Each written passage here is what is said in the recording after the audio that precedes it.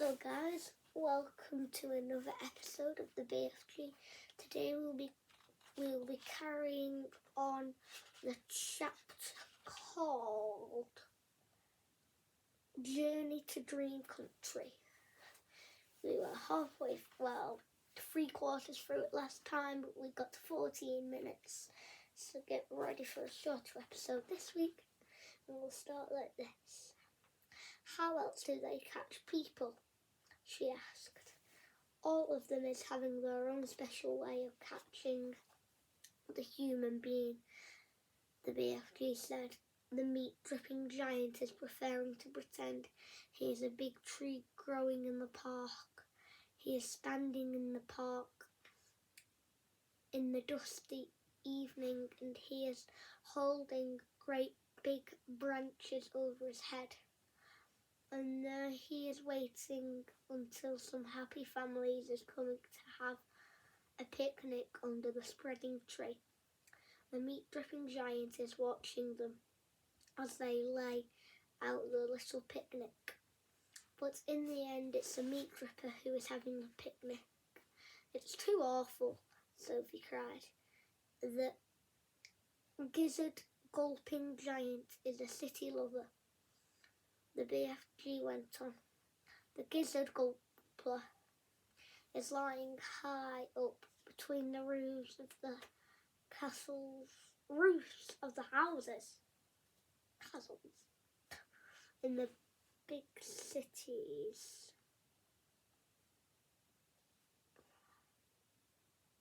He is lying there, snuggy as a sniggler, and watching the human beings walking on the street below.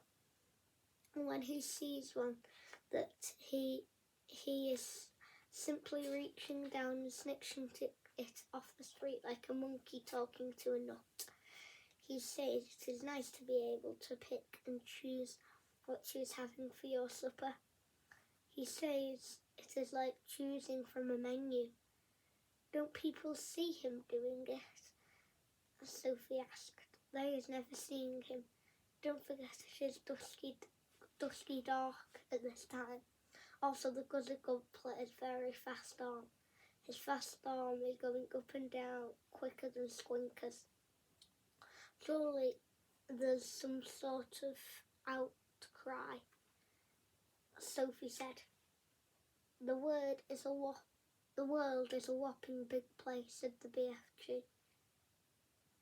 It has hundreds of different countries. The giant is clever. They is careful not to be skiddling off to the same country too often. There's always switch fiddling around. Even so, Sophie said. Do not forget, the BFG said, that human beings is disappearing everywhere, all the time, even without the giants guzzling them up. Human beings is killing each other much quicker than the giants is doing it. But they don't eat each other, Sophie said. Giants isn't eating each other either, said the BFG. And nor is giants killing each other.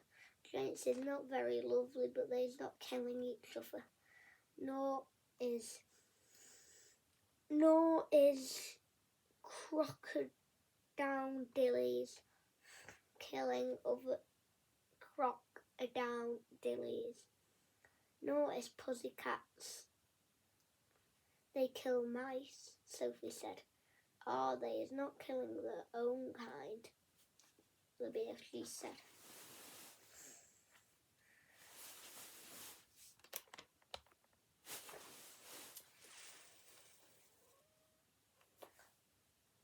Human beings is not the only animal that is killing their own kind. Don't poisonous snakes kill each other, Sophie asked. She was searching desperately for another creature behaved as badly as the human. Even poisonous snakes is never killing each other, the BFG said, nor is the fearsome creatures like tigers and rhinos, because it says Rhinoceros teres. Oh, it's bright. You see here.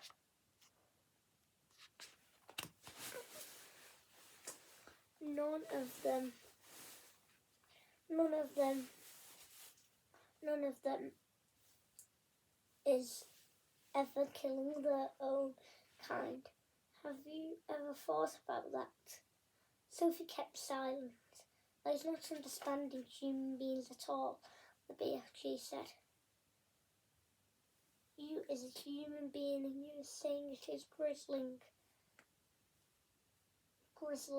and horrigost for giants to be eating human beings, right or left? Right, Sophie said. But human beings are squishing each other all the time, the BFG said.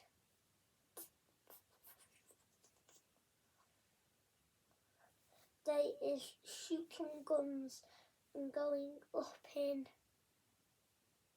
planes to drop the bombs on each other's heads every week. Human beings is always killing other human beings. He was right, of course he was right, and Sophie knew it.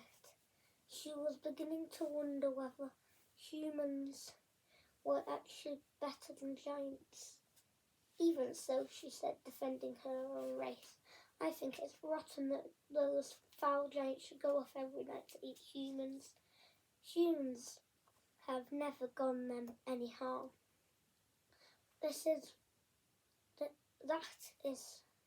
That is what the little piggy wig is saying every day, the BFG answered. He is saying I has never done any harm to the human beings, so why should he be eating me? Oh dear, Sophie said. The human beings is making rules to suit themselves, the BFG went on. But the rules is making do not suit the little piggy wiggies. Am I right or left? Right, Sophie said. Giants is also making rules. That rules is not suiting the human beings. Everybody is making his own rules to suit himself. But you don't like that those beastly giants are eating human beings every night, do you? Sophie asked. I do not, the BFG answered firmly. One right is not making two lefts.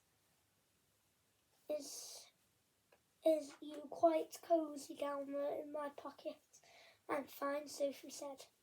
Then suddenly, once again, the BFG went into that magical top gear of his. He began hurtling forward with phenomenal leaps. His speed was unbelievable. The landscape became blurred and again. Sophie had to duck down out of the whistling gale to save her head from being blown off her shoulders. She crouched in the pocket and listened to the wind screaming past. It came knifing in through the tiny peephole in the pocket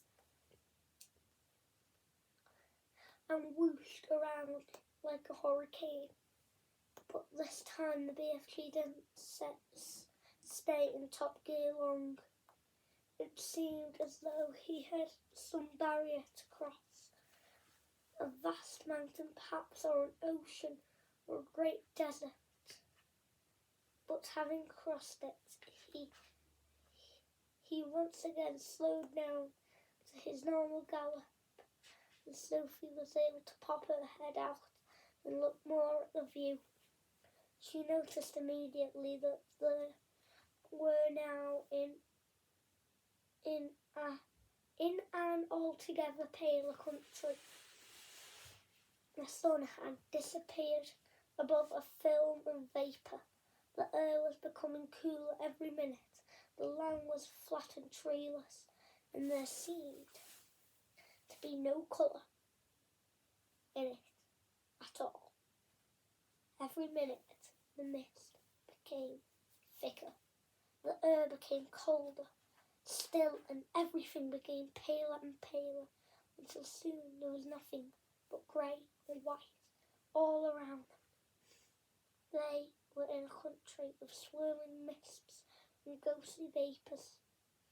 There was some sort of grass underfoot, but it was not green. It was ashy grey. There was no sign of a living creature, and no sound at all except the soft thud of the BFG's footsteps as he hurtled on through the fog. Suddenly he stopped. "We is here at last," he announced.